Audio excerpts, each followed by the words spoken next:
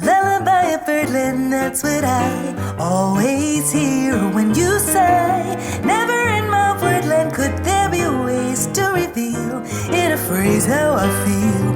Have you ever seen two turtle doves feeling cool? Hello and welcome to the latest episode of Harmonious World.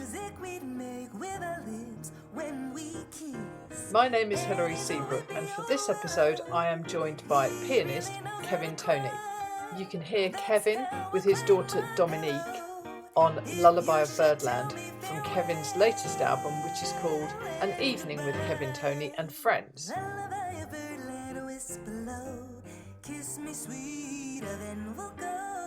Kevin has a very interesting background, and I hope you enjoy listening to our conversation, as well as to some of his music.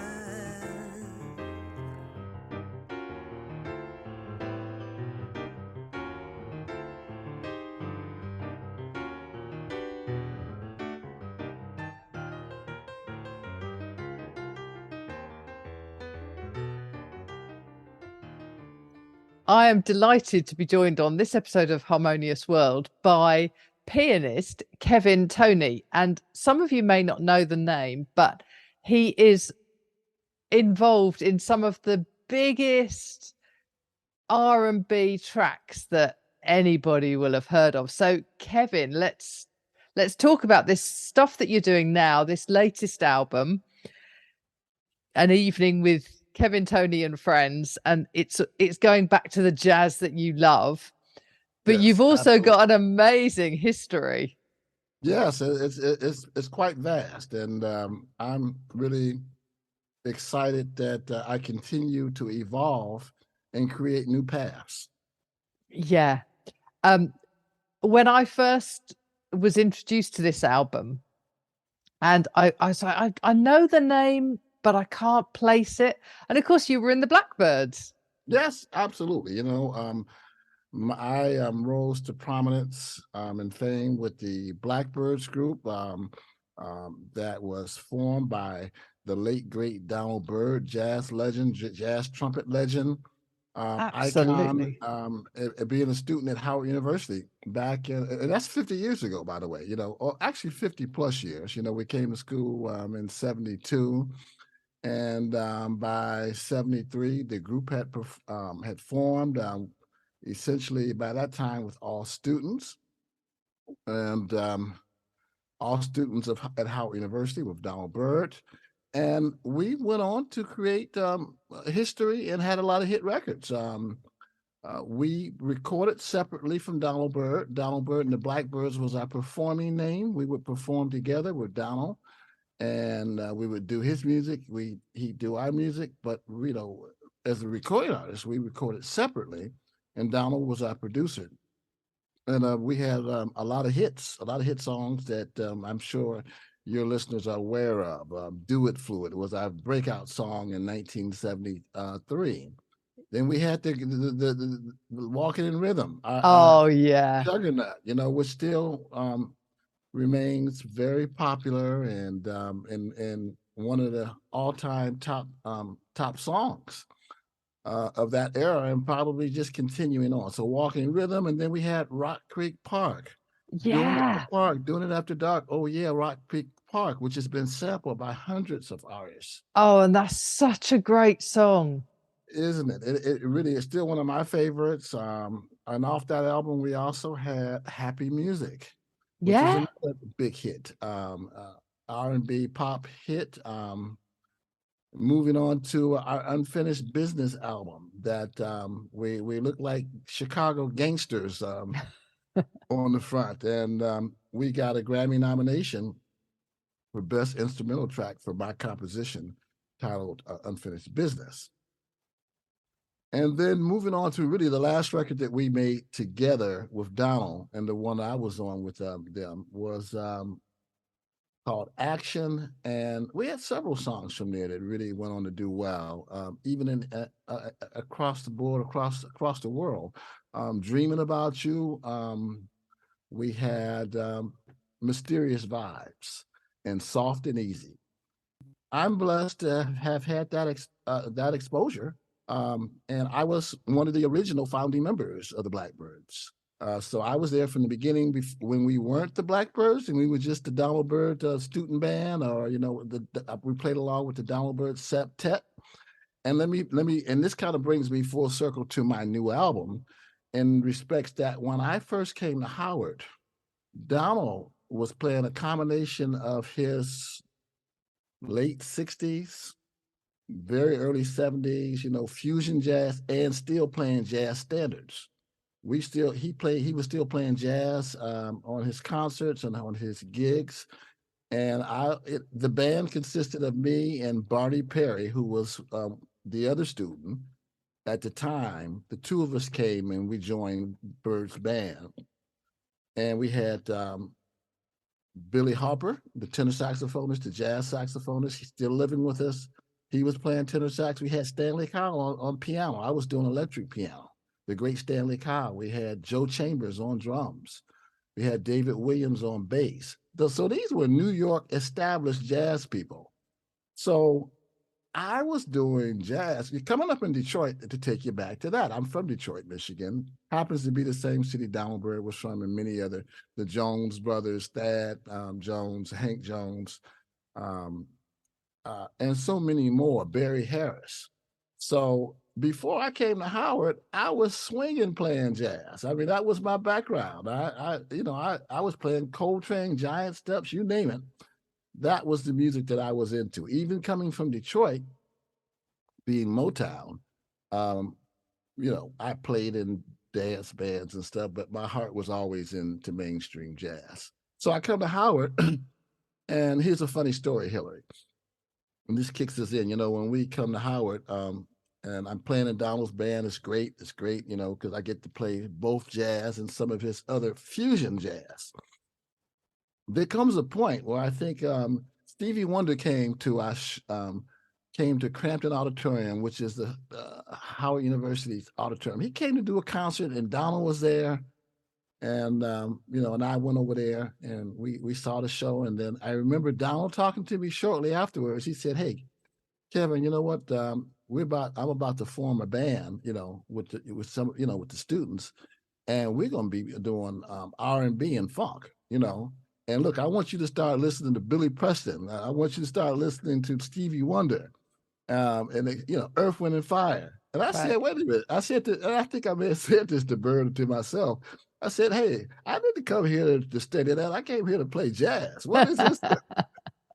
But it's great because it's rounded me out. And so bringing me forward to today's record, An Evening with Kevin Toney and Friends, Jazz Legacy. Hey, I'm announcing to the world, look, I've been there. I've been doing this dance all my life.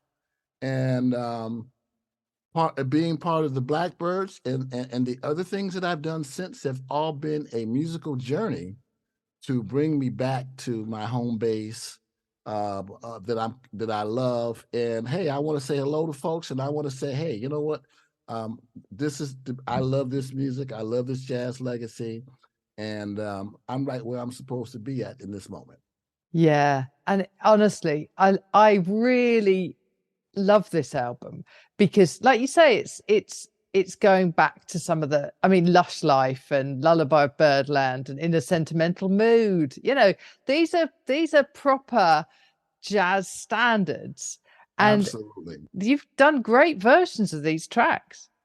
Well, thank you, Hillary. And that really speaks to me, because that's what I wanted to do with these songs. I just didn't want to take the songs and play them like everybody else. No. Or here's another jazz standard. So there was thought put into them. They're differently arranged, each and every one of them. And the fact that for me, as a pianist and composer, but particularly as a pianist, it's a solo piano plus album. In other words, really it's a solo piano album plus a few friends. Exactly. So, everyone really gets to hear what Kevin Toney sounds like. And I don't think I do too bad of a job. Yeah. I think I hold the force.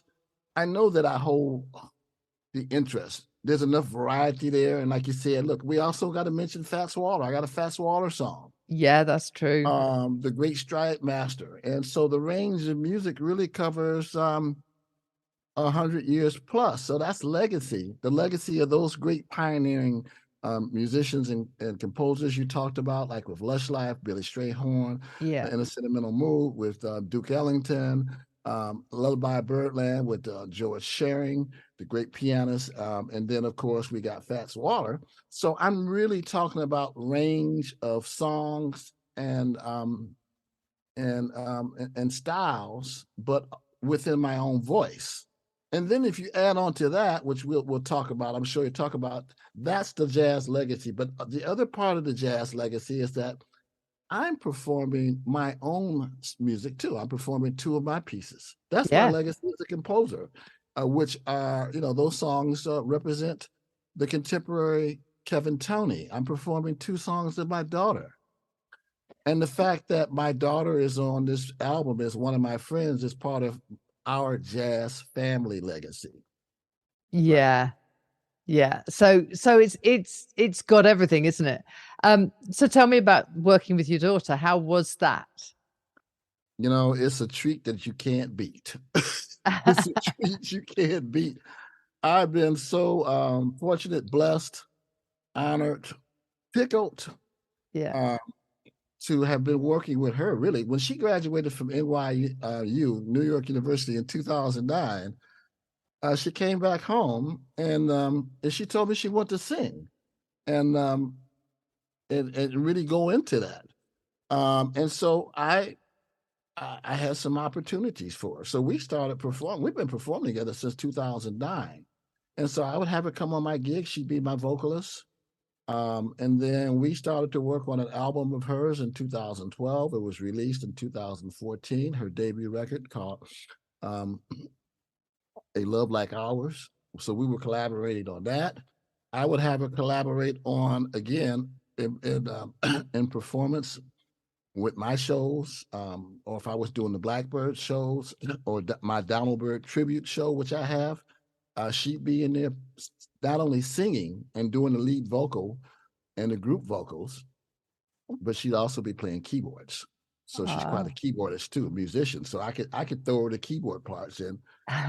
She never said this is too hard or this too difficult. She just go home, practice that stuff, come back the next day or whatever, and she got it.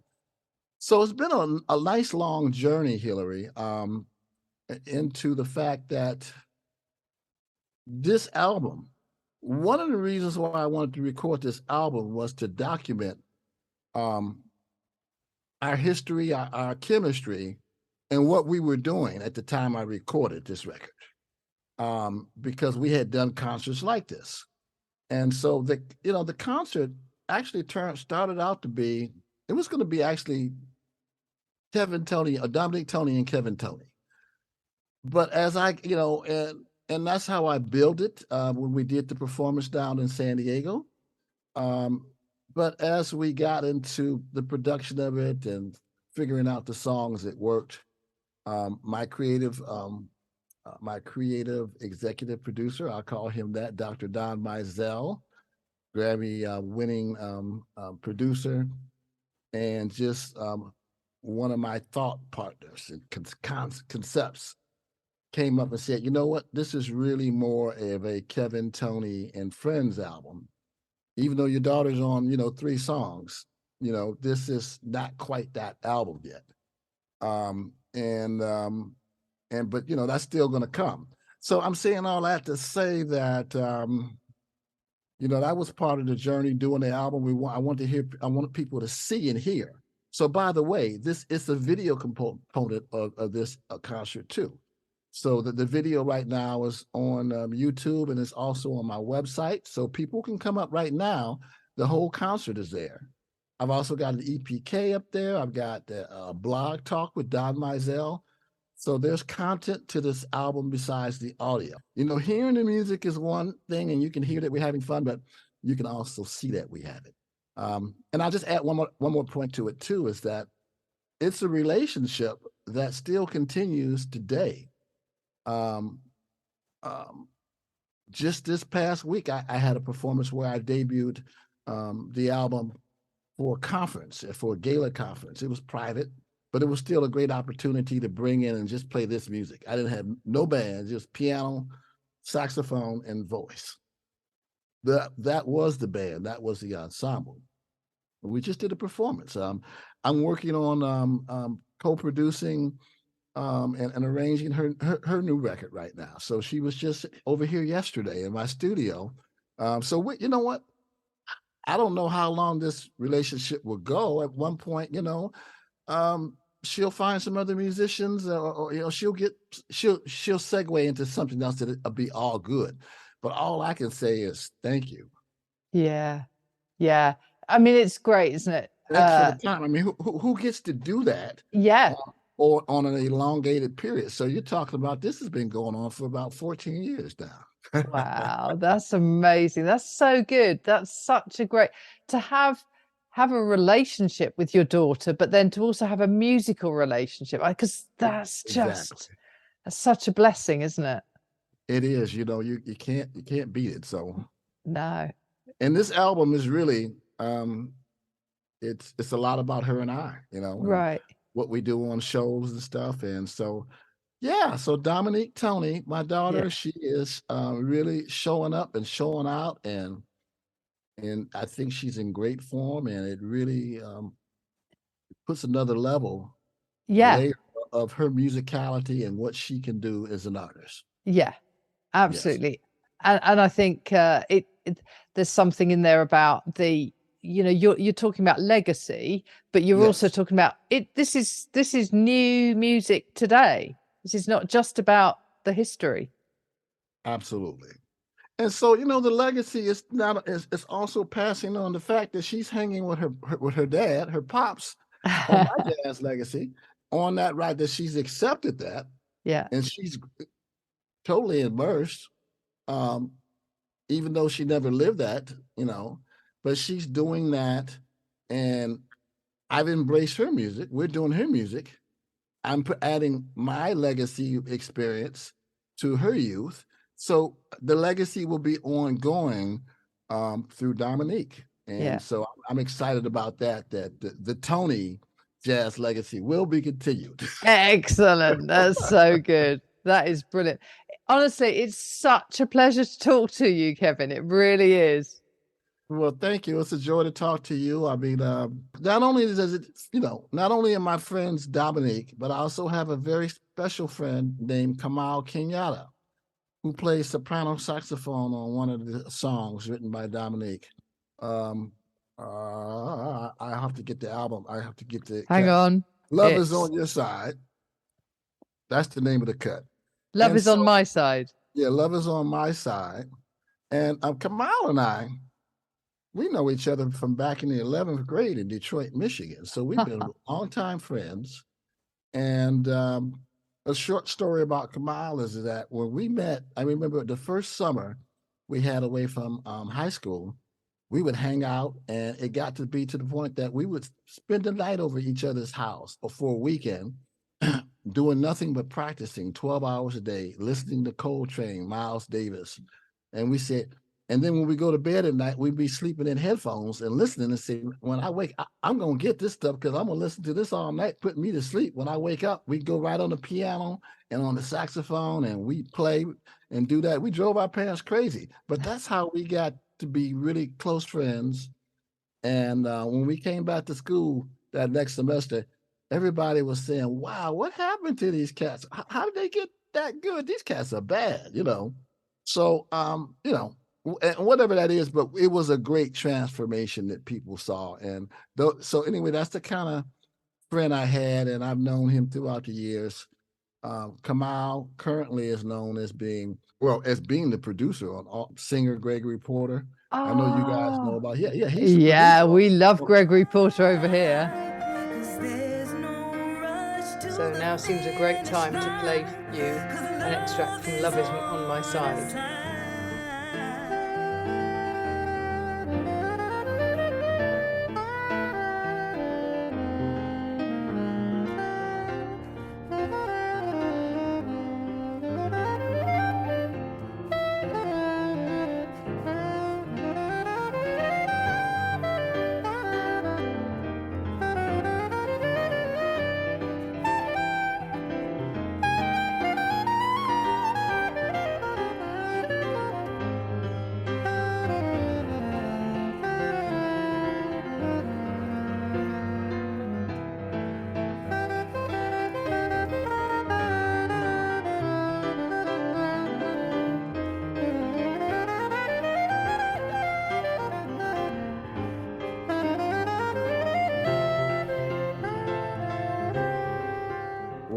Kamal Kenyatta has produced several of his Grammy records, and continues to work with him.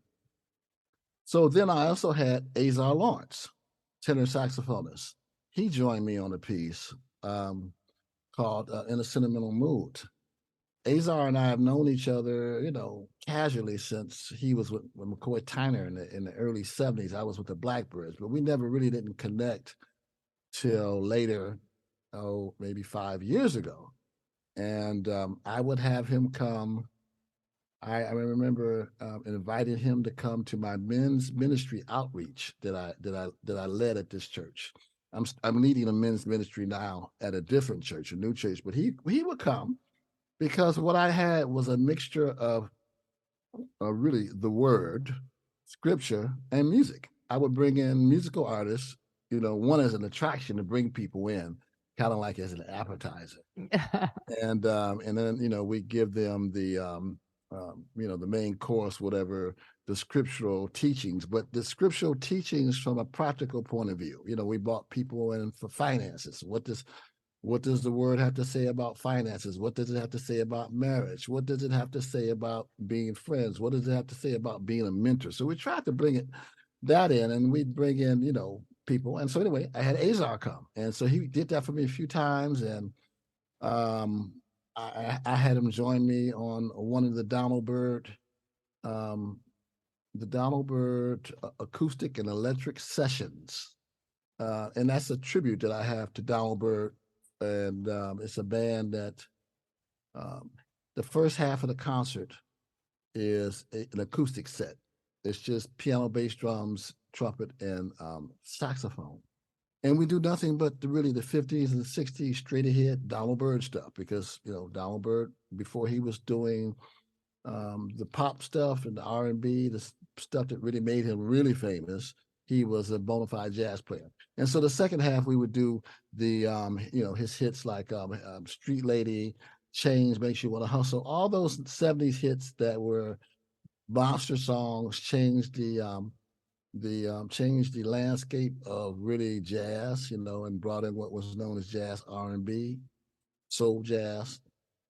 And so anyway, I had Azar Lawrence do one of those. And so actually I took his performance from one of those shows and put it on here because it was so appropriate. So Azar rounds out my friends. Yes, I'm excited about this album. I know with radio, people are a little, fact is, well, let me say this. Let's back up. It is going to radio this week. And I know, people look at solo piano records a little differently. It's not a band, it's not this, that, or the other. But I'm hoping several things will catch on. One, my legacy that I've been around for 50 years. I'm celebrating 50 years this year as an artist. That's worthy of things. And I'm celebrating more than just being with the Blackbirds or my own albums. I'm celebrating the fact that I've been a composer and music director for musical theater for 30 years for major plays. I do, some television shows. I've written 3 books. And I've been married for 44 years. And I have a family that's all immersed into the entertainment business. So there's a lot of things of interest to me besides the fact that I play piano. Yeah. And but I think if you get into the music and you listen to it and you're open to the journey of jazz, to me, that's the beauty of jazz. Jazz is a journey. Yeah. It should take you someplace. And I believe that we have a great journey, a lot of treats there. And I look forward to coming to the UK and Europe and touring, doing the Kevin Toney Jazz Legacy Tour. Yeah, that's what I want to hear. Hillary, we are definitely working on it. And I know, God willing, this record is going to do a lot to open up some doors. There's a lot of offshoots for this album that I'm hoping or that can happen, And it certainly documents where I am now, and I'm enjoying the space where I'm at now, and look forward to performing this live around the world. Excellent. That is fantastic. Thank you so much, and I'm so glad we were able to talk, Kevin. Well, look, thank you again for having me on your show. And I wish you continued success with all that you're doing. Thank you. And I look forward to our next encounter.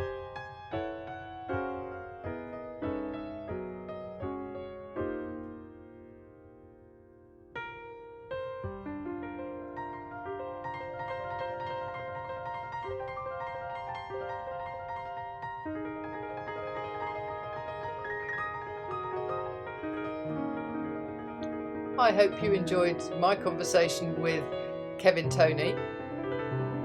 And there are links to both him and to Dominique, his daughter, who is an accomplished actress as well as a singer. And I'm hoping that I can get her on this podcast one day too. What you're listening to now is Lush Life from An Evening with Kevin Toney and Friends, Kevin's album.